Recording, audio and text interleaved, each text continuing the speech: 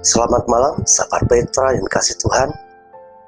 Malam hari ini, Rema, renungan malam akan dilayani oleh Saudara Alfonso Alexander dari GKMI Yogyakarta dengan tema Apa yang Anda sembunyikan? Dari 1 Samuel 10 ayat 22. Mari sahabat Petra, kita menyiapkan hati untuk mendengarkan dan merenungkan firman Tuhan. Selamat bersekutu, Tuhan Yesus memberkati.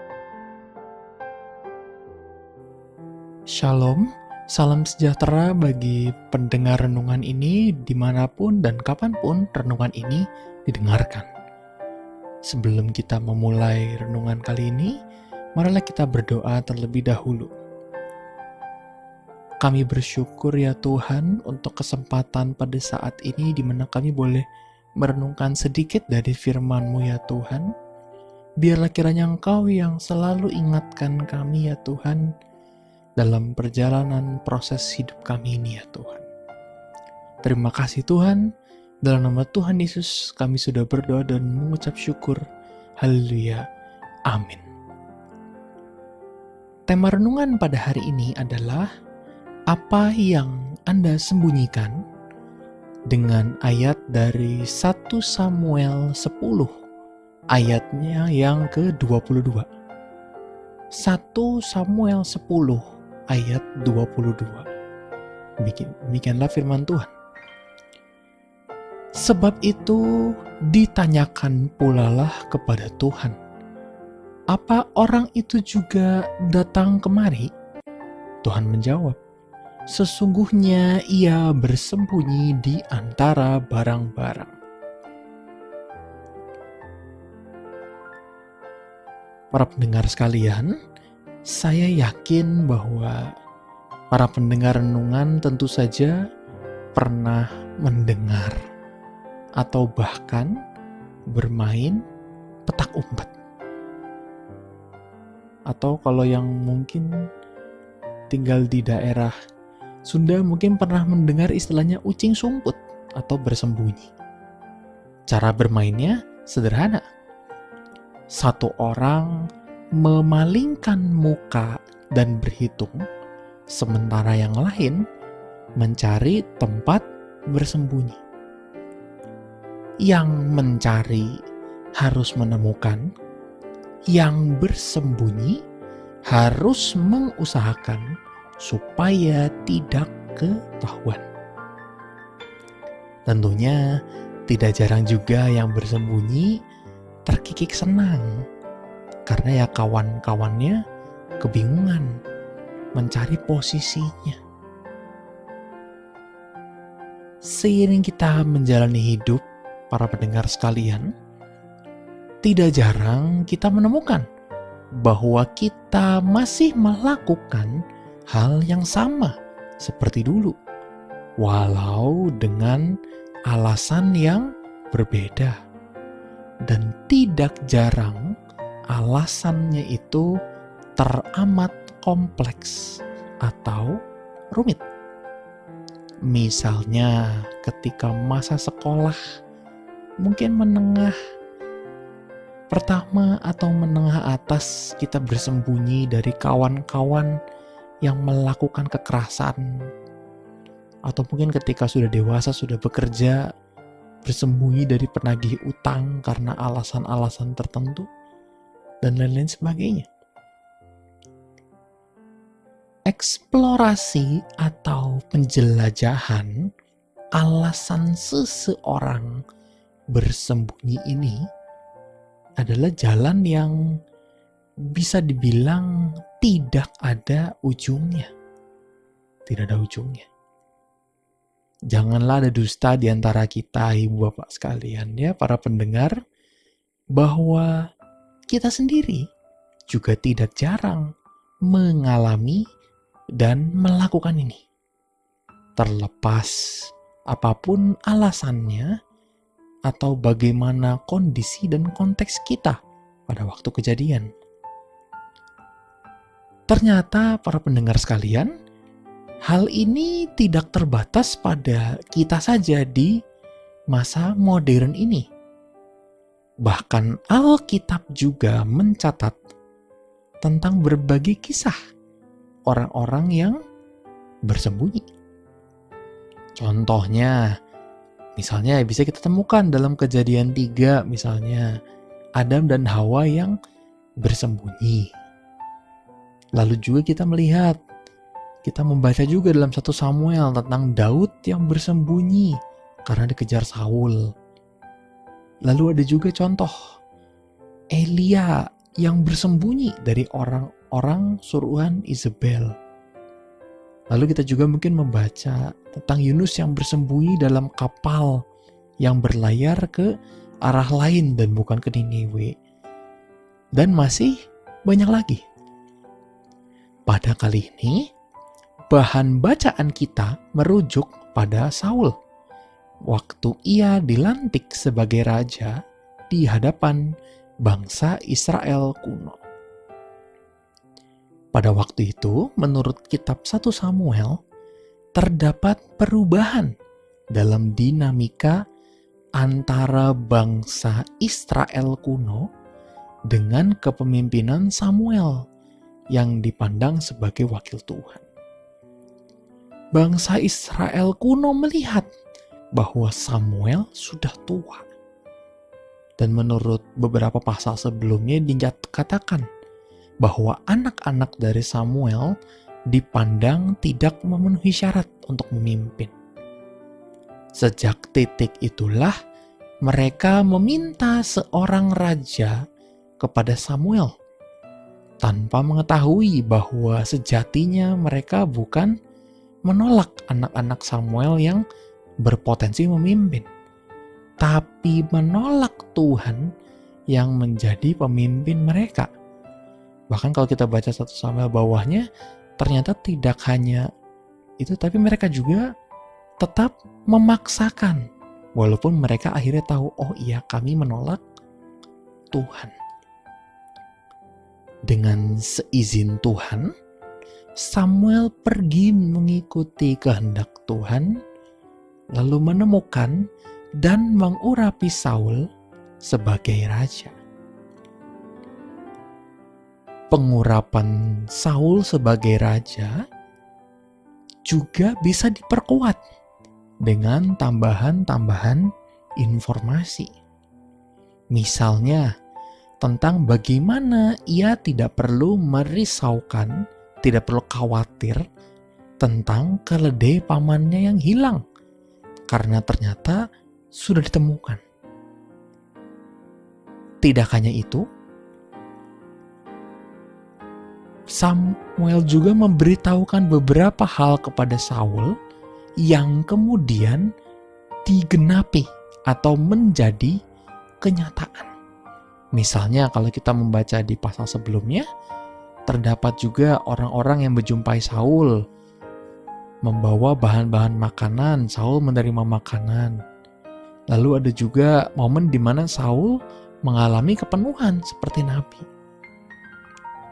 Dan tentu saja ini bisa juga dibaca sebagai tanda bahwa Saul tidak perlu merisaukan lagi urusan yang lain, karena ia sudah memiliki pekerjaan yang lain, yaitu menjadi raja bagi bangsa Israel kuno. Saul sebagai raja Israel juga semakin diteguhkan dalam perkumpulan umat di Mizpa yang diadakan oleh Samuel. Pada waktu itu, kita ternyata menemukan bahwa Saul bersembunyi di belakang barang-barang. Dengan informasi dari Tuhan, Samuel meminta orang membawa Saul ke hadapan umat. Samuel mengenalkan Saul sebagai raja pilihan Tuhan yang kemudian disambut dengan sorak-sorai gegap gempita dari umat yang hadir pada saat itu. Setelah itu selesai, Samuel kemudian memaparkan peraturan bermain bagi suatu kerajaan, aturan-aturan, koda-koda tentang bagaimana suatu kerajaan harus beroperasi, itu diberikan Samuel. bagi bangsa Israel kuno, dan kemudian meminta mereka pulang. Tentu saja, seperti halnya semua kepemimpinan, selalu saja ada suara yang dinilai miring. Namun dalam kasus ini, Saul berpura-pura tidak mendengar.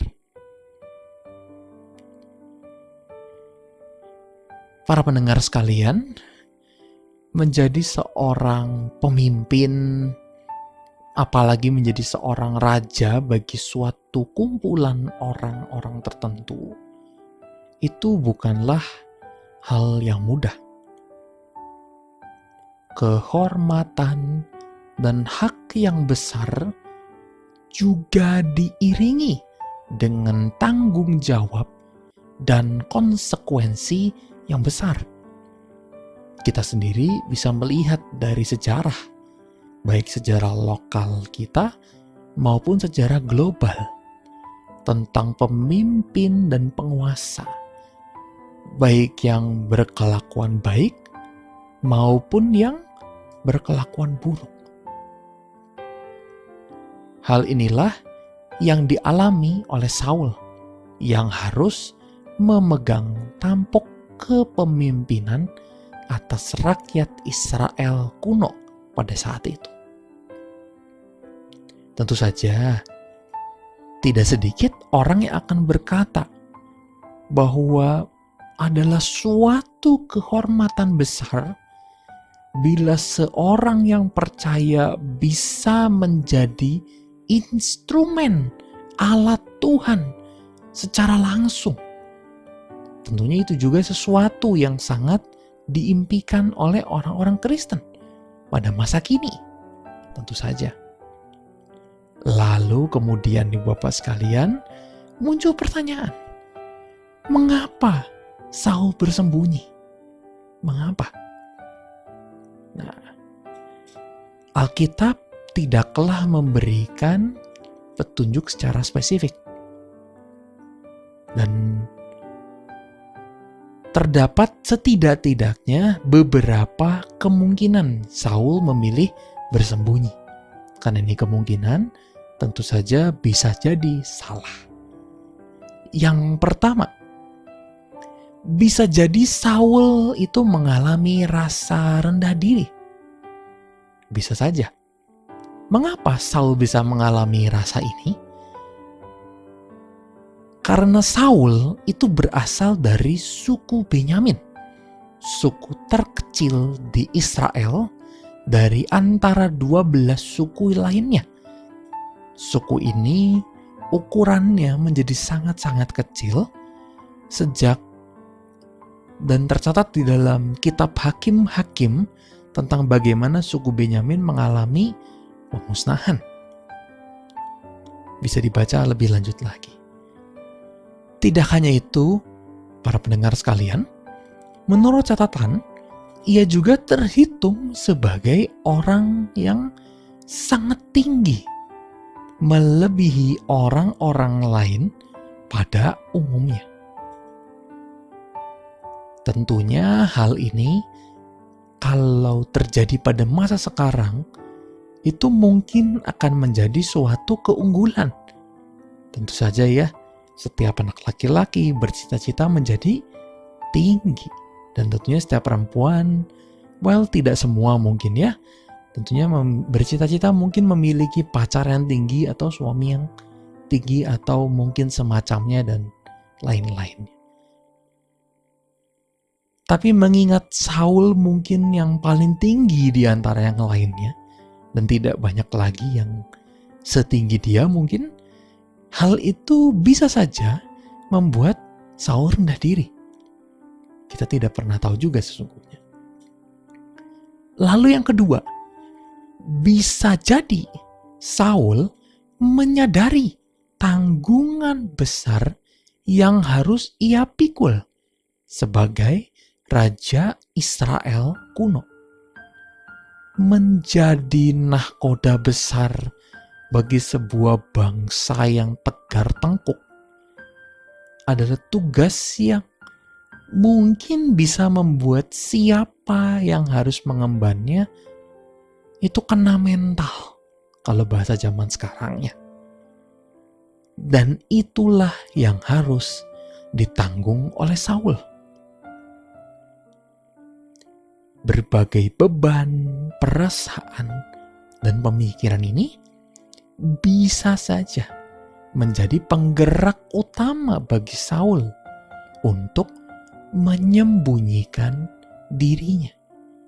Terlepas apa yang sudah ia saksikan dan rasakan. Kita semua sudah membaca dan mengetahui, para pendengar sekalian ya, tentang bagaimana kisah kehidupan Saul. Dari awal sejak ia menjumpai Samuel sampai pada peperangan melawan Filistin, di mana ia meninggal secara tragis. Tidaklah jarang kita juga, ibu bapak sekalian, memandang Saul secara negatif. Karena sudah tertanam sejak kita kecil bahwa Saul tidak taat dan memilih meninggalkan Tuhan. Para pendengar sekalian, sadarkah kita bahwa tidak jarang kitalah Saul itu? Sejak kecil, mungkin sekolah minggu diulang lagi, kita diajarkan bahwa Saul tidak taat. Makanya ia mengalami berbagai macam masalah. Bukankah kita sendiri berlaku seperti Saul? Memilih untuk tidak taat. Walaupun kita tahu bahwa roh itu penurut, tapi daging itu lemah. Bukankah kita juga seperti Saul yang bersembunyi? Mengapa kita bersembunyi? Apa yang kita sembunyikan? Berbagai macam hal yang ada pada kita, para pendengar sekalian, memang perlu kita kelola dengan bijak.